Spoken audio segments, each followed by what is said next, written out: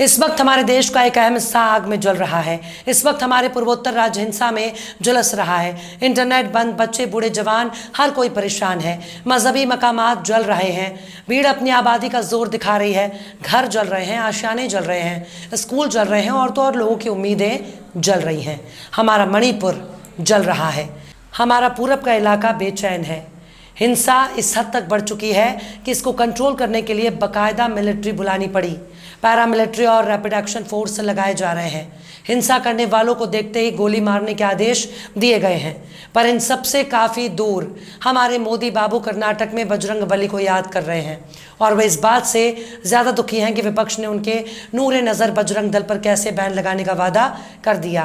पूरे मणिपुर में आग लगी हुई है। हर तरफ अफरा तफरी का माहौल है। बीजेपी के अपने आदिवासी विधायक पर मणिपुर में हमला हुआ, जिनकी हालत नाजुक बनी हुई है। आदिवासी और गैर आदिवासी बहुसंख्यक के बीच इस जंग में नुकसान केवल इंसानों का हो रहा है, पर हमारे सबसे प्यारे नेता इन सबसे बेफिक्र चुनाव का मजा ले रहे हैं। मणिपुर में लोग बचाओ बचाओ चिल्ला रहे हैं, तो वहीं हमारे नेताजी की रैली में मोदी मोदी के नारे लग रहे हैं। क्या गजब का खेल है। मणिपुर में कैसा बवाल है। मणिपुर की हिंसा की क्या वजह है। सब कुछ मणिपुर की तारीख में छिपा हुआ है, पर शौक भी बड़ी चीज़ है। चुनाव में मस्त रहना भी एक कला है, और ये कला हर किसी के पास नहीं है। आखिर कैसे शुरू हो गया मणिपुर में बवाल। सलाम, नमस्ते, सत श्री अकाल। मैं हूँ आपके साथ हर्षिता मिश्रा और आप देख रहे हैं टाइम्स मेल। मणिपुर के कई हिस्सों में बुध की रात से ही आग भड़क गई। हिंसा की इस आग ने कई जिलों को अपने चपेट में ले लिया है, जिसके बाद कर्फ्यू लगा दिया गया। सूबे में इंटरनेट की सर्विस को बंद कर दिया। हालात को कंट्रोल करने के लिए इलाकों में आर्मी की तैनाती कर दी गई है। केंद्रीय गृह मंत्री अमित शाह ने मणिपुर के मुख्यमंत्री एन बिरेन से बातचीत कर हालात का जायजा लिया, लेकिन यह हिंसा तब शुरू हुई जब बुध के रोज कई छात्र संगठनों ने ऑल ट्राइबल स्टूडेंट यूनियन के बैनर तले मणिपुर के 10 जिलों में मार्च निकाला, जिसमें बड़ी संख्या में लोग शामिल हुए। प्रदर्शनकारी मैती समुदाय को जनजाति का दर्जा देने का विरोध कर रहे हैं। हालांकि हिंसा के बाद 8 जिलों में कर्फ्यू नाफिज कर दिया गया। हिंसा प्रभावित इलाके में रैपिड एक्शन फोर्स भेजा गया। संवेदनशील इलाकों में आर्मी, असम राइफल्स और पैरामिलिट्री को तैनात कर दिया गया। पर सबसे बड़ा सवाल है कि आखिर इस हिंसा के पीछे का इतिहास क्या है। आखिर इस हिंसा की क्या वजह है। आखिर इस हिंसा को कैसे पनपने का मौका मिला, और क्यों मणिपुर में आदिवासी और बहुसंख्यक गैर आदिवासियों में हिंसा शुरू हुई। बताएंगे आपको और भी बहुत कुछ। लेकिन आप अगर हमारे चैनल पर नए हैं और पहली बार हमारी वीडियो को देख रहे हैं, तो आप हमारे चैनल टाइम्स मेल को सब्सक्राइब कर लें, वीडियो को लाइक कर दें और बेल आइकन का नोटिफिकेशन बटन भी प्रेस कर दें, ताकि बिना देरी हमारी हर खबर आपको मिलती रहे।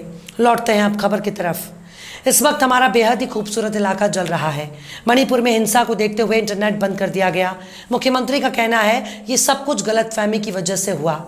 पर अगर मणिपुर में इस हिंसा की असल वजह को जानना है, तो सबसे पहले आपको मणिपुर के राजनीतिक, भौगोलिक और सामाजिक ताने बाने को समझना होगा। दरअसल मणिपुर 22,337 वर्ग किलोमीटर के दायरे में फैला हुआ है, जिसमें 10% से ज़्यादा इलाका घाटी है और बाकी का 89% से ज़्यादा इलाका पहाड़ी है। यहाँ खासतौर पर 3 समुदाय के लोग मौजूद हैं। इसमें पहला मेतेई, दूसरा नागा और तीसरा कुकी। इनमें नागा और कुकी आदिवासी समुदाय हैं, जबकि मैतेई गैर आदिवासी है। और मैतेई की जनसंख्या मणिपुर में बहुसंख्यक है, यानी इनकी संख्या सबसे ज़्यादा है। इंडिया टुडे की इस रिपोर्ट के मुताबिक मैतेई हिंदू है, जबकि नागा और कुकी से आने वाले ज़्यादातर लोग ईसाई हैं। नागा और कुकी को मणिपुर में अनुसूचित जनजाति का दर्जा हासिल है। इन तीनों के अलावा यहाँ मुस्लिम आबादी भी है। यहाँ पर गैर आदिवासी समुदाय से आने वाले म्यांग भी हैं, जो देश के अलग अलग हिस्सों से आकर यहाँ बसे हैं। अब सुनिए कि आखिर बवाल क्यों हो रहा है। दरअसल मैतेई समुदाय की आबादी यहाँ 53% से ज़्यादा है, लेकिन वो सिर्फ घाटी में बस सकते हैं, जबकि नागा और कुकी समुदाय की आबादी तकरीबन 40% है और वो पहाड़ी इलाकों में बसे हैं। लेकिन मणिपुर का तकरीबन 90% इलाका पहाड़ी है, यानी 90% इलाकों पर आदिवासी, कुकी और नागा का दबदबा है। चूँकि मणिपुर में एक कानून है जिसके तहत आदिवासियों के लिए कुछ खास प्रावधान किए गए हैं। इसके तहत पहाड़ी इलाकों में सिर्फ आदिवासी ही बस सकते हैं। अब जिक्र करते हैं मैतेई समुदाय का, जो आबादी के लिहाज से सबसे ज़्यादा है। मैतेई समुदाय को अनुसूचित जनजाति का दर्जा नहीं मिला, इसलिए वो पहाड़ी इलाकों में नहीं बस सकते, जबकि नागा और कुकी जैसे आदिवासी समुदाय चाहें तो घाटी वाले इलाकों में जाकर भी रह सकते हैं। एक तरफ संख्या के आधार पर मैतई और दूसरी तरफ आदिवासी नाका कुकी नजर आ रहे हैं, लेकिन गैर आदिवासी मैतई समुदाय भी खुद को अनुसूचित जाति में शामिल करने की मांग कर रहा है।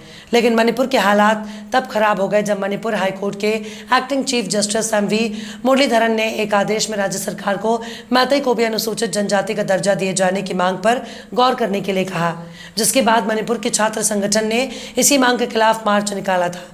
ये मार्च चुरचांदपुर जिले के तोरबंग इलाके में हुआ था। इस रैली में हजारों प्रदर्शनकारी शामिल हुए। मीडिया रिपोर्ट्स के मुताबिक रैली के दौरान ही आदिवासियों और गैर आदिवासियों के बीच हिंसा शुरू हो गई। हालांकि भीड़ को तितर बितर करने के लिए पुलिस ने आंसू गैस के गोले दागे, लेकिन बुधवार शाम होते होते हालात इतने बेकाबू हो गए कि राज्य सरकार को केंद्र से मदद मांगनी पड़ी, जिसके बाद सेना और पैरामिलिट्री फोर्स को तैनात कर दिया गया। ऑल मणिपुर ट्राइबल यूनियन के महासचिव कैल्विन नेही सियाल ने बताया कि इस पूरे विरोध की वजह ये थी कि मैतई अनुसूचित जनजाति का दर्जा चाहते थे। उन्हें एसटी का दर्जा कैसे दिया जा सकता है? अगर उन्हें एसटी का दर्जा मिला तो वो हमारी सारी जमीन हथिया लेंगे। कैल्विन ने दावा किया कि कुकी समुदाय को संरक्षण की जरूरत थी क्योंकि वो बहुत गरीब थे, उनके पास न स्कूल नहीं थे और वो सिर्फ झूम की खेती पर ही जिंदा थे। हालांकि मैतई समुदाय का कहना है कि ये विरोध प्रदर्शन महज एक दिखावा है। जंगलों में बसे अवैध प्रवासियों को बाहर निकालने की राज्य सरकार की कार्रवाई से कुकी समुदाय नाराज है।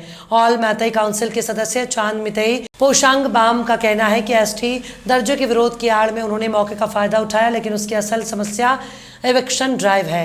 अवैध प्रवासियों को निकालने का अभियान पूरे मणिपुर में चल रहा है, न कि सिर्फ कुकी बहुल इलाकों में।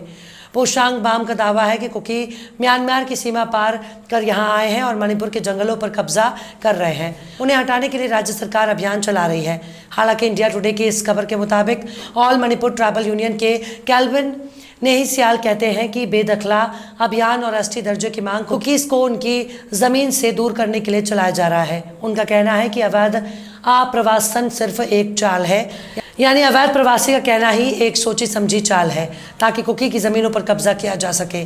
उनका कहना है कि ये एक मनगढ़ंत कहानी है। हमारे पास अपनी नागरिकता साबित करने के लिए सभी ज़रूरी दस्तावेज हैं और हम मैतई समुदाय के साथ शांति से रह रहे हैं।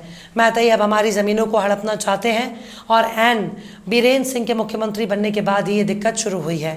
इससे कोई फर्क नहीं पड़ता कि एनआरसी की प्रक्रिया शुरू की जाती है या नहीं। कैल्विन का दावा है कि भारतीय भूवैज्ञानिक सर्वेक्षण ने कुकी जिलों में समृद्ध पेट्रोलियम भंडार और अन्य खनिजों के भंडार पाए। कैल्विन का इल्जाम है कि मैतई समुदाय सरकार के सहयोग से उनका सब कुछ लूट लेना चाहती है। मैतई और कुकी के बीच दशकों से तल्ख संबंध रहे। हालांकि हिंसा ने 8 जिलों को प्रभावित कर दिया है। हिंसा की जद में बीजेपी के विधायक भी आ गए हैं, जिनका अस्पताल में इलाज चल रहा है।